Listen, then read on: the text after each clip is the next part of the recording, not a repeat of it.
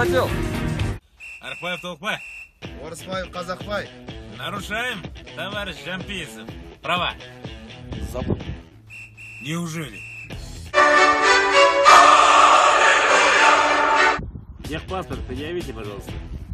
Блин, техпаспорт тоже забыл. С повышением, генерал Казахпаев. Генерал Архпаев. Так приятно, да? Аптечка с собой? Нет. О, боже. О, боже. Огнетушитель? Нету. Ой, не надо. Че, ребят, может, варианты какие-нибудь, а? А что ты с ними договариваешься? Документы твои вот они Опа, лежат. вот документы. Thank